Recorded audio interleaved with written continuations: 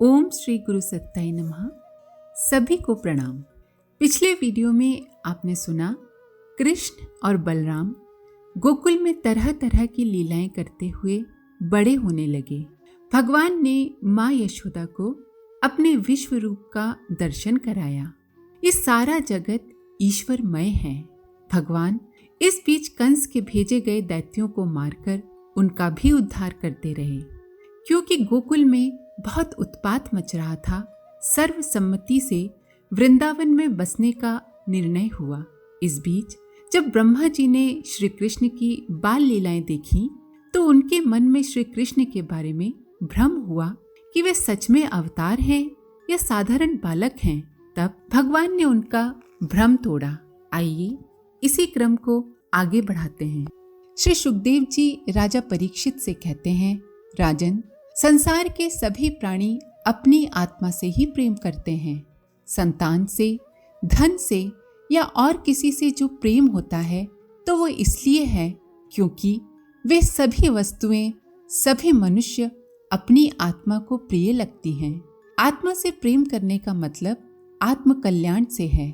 आत्महित सर्वोपरि है। अतः हमें सबसे अधिक प्रयास इसी दिशा में करना चाहिए। कृष्ण और बलराम कुछ और बड़े हुए तथा उनकी आयु के अनुसार उन्हें और बड़ी जिम्मेदारी सौंपी गई। अब वे वत्सपाल से गोपाल बन गए।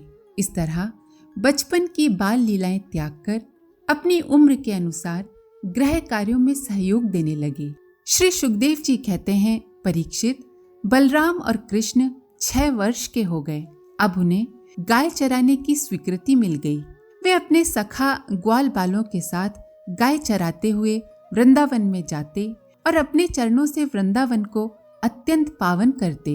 बच्चों की बढ़ती हुई आयु के अनुसार जिम्मेदारी तथा परिश्रम के कार्य उन्हें सौंपे जाने चाहिए। उन्हें श्रम का सम्मान करना सिखाना चाहिए। यद्यपि नंद बाबा नौकरों से भी कार्य करा सकते थे, किंतु उन्होंने कृष्ण को गाय चराने का कार्य सौंपा। कृष्ण और बलराम ने व्रज में सहकारिता का सुंदर आदर्श प्रस्तुत किया। सभी साथी सवेरे ही अपनी अपनी गायों को लेकर वन में चले जाते। वहां तरह तरह के खेलों तथा अन्य कार्यों द्वारा मनोरंजन एवं परिश्रम करते। संगीत तथा गीत के कार्यक्रम भी होते। पक्षियों की बोली और उनकी चाल की नकल करते हुए अभिनय भी होता। इस तरह दिन भर हंसी खुशी का वातावरण बना रहता। जब बलराम जी खेलते खेलते थक कर किसी ग्वाल बाल की गोद के तकिए पर सिर रखकर लेट जाते, तब श्री कृष्ण उनके पैर दबाने लगते, पंखा झलने लगते और इस प्रकार अपने बड़े भाई की थकावट दूर करते। जब ग्वाल बाल नाचने लगते अथवा ताल ठोक ठोक कर एक दूसरे से कुश्ती लड़ने लगते, तब श्याम और बलराम दोनों भाई हाथ डालकर खड़े हो जाते और हंस हंस कर वाह वाह करते।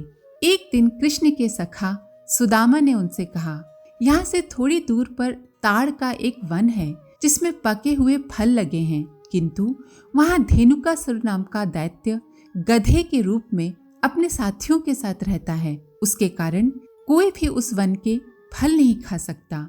आप हमें वहाँ के फल खिलाइए ना। उनकी बात सुनकर कृष्ण बलराम और अन्य सखाओं के साथ वहाँ पहुँचे। बलराम जी ने उन वृक्षों को हिलाया और बहुत सारे फल गिर गए। आवाज सुनकर धेनुकासुर दौड़ता हुआ आया और उसने बलराम को मारने हेतु दुलत्ती चलाई। बलराम जी ने अपने एक ही हाथ से उसके दोनों पैर पकड़ लिए और उसे आकाश में घुमाकर एक ताड़ के पेड़ पर दे मारा।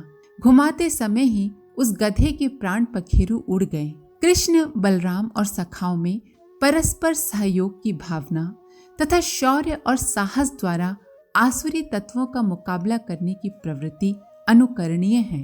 धेनुकासुर के मृत शरीर को घेरकर सब सखा प्रसन्न होने लगे। वे बोले, ये दुष्ट प्रकृति संपदा के उपयोग से हम सबको वंचित रखता था। आज बलदेव भैया के हाथों ये उचित दंड पा गया। इसके बाद वे सब हंसते हंसते फल खाते हुए गायों को लेकर घर लौट गए। इस प्रकार श्री कृष्ण और बलराम के हाथों उस क्षेत्र में विचरने वाले दैत्यों की संख्या दिनों दिन घटने लगी। ब्रजवासी नर नारी उनके इस अद्भुत पराक्रम से बड़ा हर्ष, गौरव और संतोष अनुभव करते हुए सुखपूर्वक रहने लगे। श्री कृष्ण कथा प्रथम अध्याय समाप्त। द्वितीय अध्याय। बिना किसी बंधन के स्वेच्छा से ही शरीर धारण करने वाले मूर्तिमान ज्ञान स्वरूप सर्वस्व, सबके आदि कारण तथा सबके आत्मा रूप में अवस्थित रहने वाले प्रभु, आपको नमस्कार है। ईश्वर बंधन मुक्त है, वे स्वेच्छा से ही अवतरित होते हैं। परमात्मा को मूर्ति रूप या मनुष्य रूप नहीं, विशुद्ध ज्ञान रूप ही मानना चाहिए। अवतार के नाम पर किसी शरीर विशेष में भगवान का विशेष प्रकाश भले ही दिखाई दे, किंतु वे वस्तुतः विश्व ही हैं। ये विश्व ईश्वर का ही रूप है। वृंदावन में एक एक करके दुष्टों का संहार करते हुए भगवान श्री कृष्ण शुक्ल पक्ष के चंद्रमा की तरह बराबर विकसित हो रहे थे। उन दिनों सभी नर नारी तथा पशु पक्षी पानी की आवश्यकता यमुना जल से ही पूरी करते थे। लोगों ने देखा कि यमुना का जल विषैला और उपयोग के अनुपयुक्त होता जा रहा है। इसका कारण खोजने पर ये पता लगा कि कालिया नामक नागराज अपने अनुचरों सहित उस जल में विहार करता है और उसके विष के प्रभाव से ही जल दूषित हो रहा है। सर्प के विष के भय से कोई उसे रोक भी न सका, किंतु नंद नंदन कन्हैया को ये पता लगा तो उन्होंने उसे सीख देने की ठान ली। सुखदेव जी बोले, परीक्षित, भगवान का अवतार ही दुष्टों का दमन करने के लिए होता है। जब उन्होंने देखा कि उस सांप के विष का वेग बड़ा भयंकर है और वह भयानक विष ही उसका महान बल है तथा उसके कारण मेरे विहार का स्थान यमुना जी भी दूषित हो गई हैं, तब भगवान श्री कृष्ण अपनी कमर का फेटा कसकर एक बहुत ऊंचे कदम वृक्ष पर चढ़ गए और वहां से ताल ठोककर उस विषैले जल में कूद पड़े। अवतार का उद्देश्य दुष्टता का निवारण है। दुष्टों का बल उनकी दुष्टता, उनका विषैलापन ही होती है। दुष्ट अपनी मनमानी करते हुए ये ध्यान नहीं रखता कि इससे अन्य लोगों को क्या हानि हो रही है। दुष्टता का सामना साहस पूर्वक करना चाहिए। कृष्ण सीधे कालिया नाग के सामने जा पहुंचे।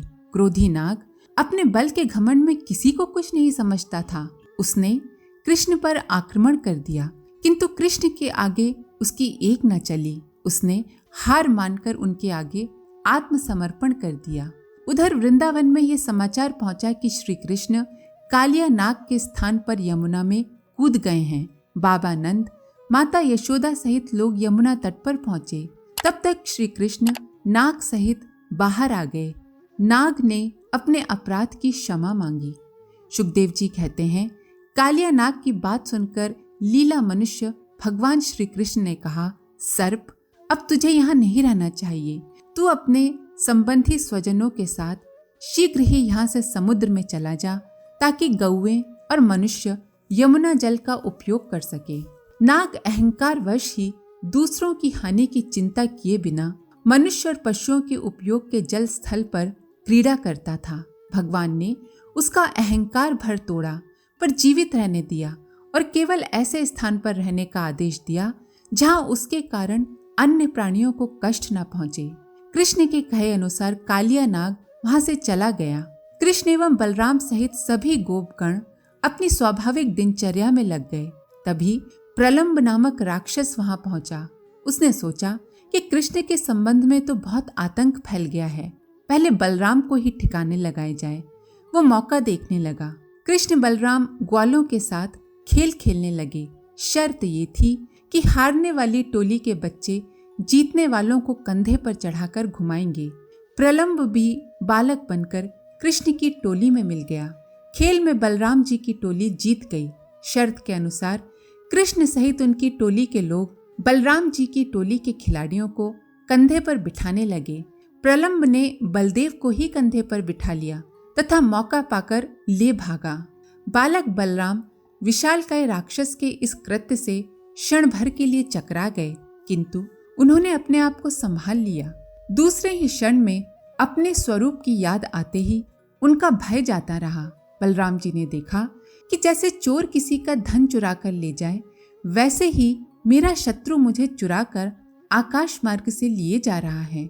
उस समय क्रोध करके उन्होंने राक्षस के सिर पर एक घूंसा कस कर जमाया। अपने स्वरूप को भूल जाने से ही व्यक्ति अपने आप को कमजोर समझकर डर जाता है। अनैतिक व्यक्ति तो शक्तिशाली होने पर ही चोर की तरह ही व्यवहार करता है, क्योंकि उसके मन में डर रहता है कि वो अनैतिक कार्य कर रहा है। कठिन स्थिति सामने होने पर धैर्य और संतुलन बनाए रखना चाहिए और उसको दूर करने के लिए पुरुषार्थ करना चाहिए। श्री बलराम जी का घूंसा खाकर वो राक्षस होशो हवास खो बैठा और कटे हुए वृक्ष की तरह धरती पर आ गिरा। उसके प्राण निकल गए। कृष्ण सहित सभी सखाओं ने बलराम जी को घेर लिया। देखा उन्हें चोट तो नहीं आई। फिर उनके साहस तथा संतुलन की प्रशंसा करते हुए दुष्ट राक्षस के कपट का उसे उचित दंड मिल जाने पर प्रसन्नता व्यक्त की। इसके बाद सब बंधु हंसते खेलते गायों सहित घरों को लौट गए। श्री कृष्ण अपने सखाओं के अंदर खेल खेल में ही श्रेष्ठ गुणों का विकास करते रहते थे। प्रकृति के सानिध्य में रहकर वे विविध माध्यम से उन्हें शिक्षा देते रहते थे। बारिश का मौसम आ गया था। नए बरसाती जल के सेवन से सभी जलचर और थलचर प्राणियों की सुंदरता बढ़ गई थी। जैसे कि भगवान की सेवा करने से बाहर और भीतर के दोनों ही रूप सुघड़ हो जाते हैं। जब जड़ों द्वारा वृक्षों को नया रस मिलता है तभी वे हरे भरे होते हैं। इसी प्रकार जब मनुष्यों में श्रेष्ठ विचारणाओं एवं भावनाओं का संचार होता है तो वे उल्लसित होने लगते हैं।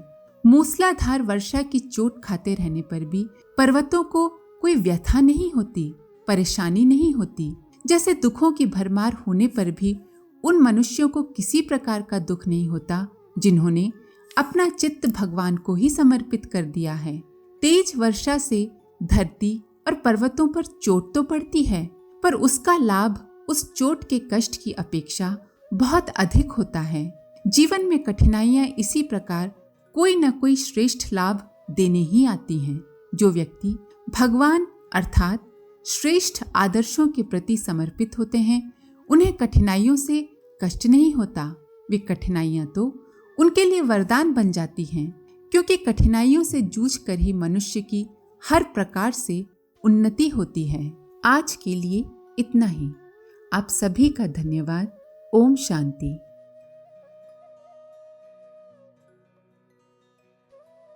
हमारे YouTube चैनल को सब्सक्राइब करें और बेल आइकन को दबाकर ऑल पर क्लिक करें ताकि आने वाले सभी वीडियोस की नोटिफिकेशन आपको मिलती रहे।